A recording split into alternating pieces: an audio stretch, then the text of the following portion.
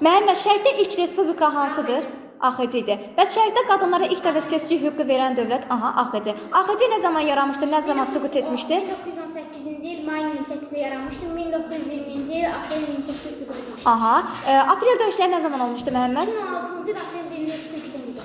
Aprel döyüşləri zamanı milli qəhrəman adı verilən şəxslər kimdir? Samid İmanov, Murad Mirzəyev, Raqib Orucov. Şükür Həmidov. Yaxşı.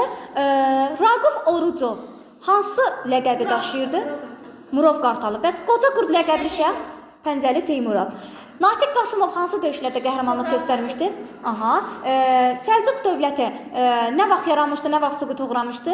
11-ci əsrdə yaranmış, 12-ci əsrdə süquta uğramışdı. Atabəylər dövləti nə zaman yaranıb, nə zaman süquta uğrayıb? 12-də yaranmışdı, 13-də süquta uğramışdı. Şərqin son fatihi adlandırılan şəxs kim olmuşdu? Belə deyək, Qaraqoyunlu dövlətinin əsasını kim qoymuşdu? Qarayüzü. Ağqoyunlu dövlətinin paytaxtı olmuş şəhər? Təbriz. Təbriz ilk dəfə hansı dövlətinin paytaxtı olmuşdu? Ağqoyunlu dövlətinin əsasını kim qoymuşdu? Paytaxtı haraydı? Təbriz. Təbriz idi. Yaxşı, ibtidai icma neçə inkişaf mərhələsinə bölünür? 4. Hansılardır? 3 daş dövrü, tunc dövrü, dəmir dövrü. Daş dövrü neçə yerə bölünür və hansılardır? Eneolit, mezolit, paleolit. Tunc dövrü neçə yerə bölünür və hansılardır? Tunc dövrü 3 yerə bölünür. Qədim tunc, orta tunc, yeni tunc. Son tunc. Səvilər dövlətinin əsasını kim qoymuşdu?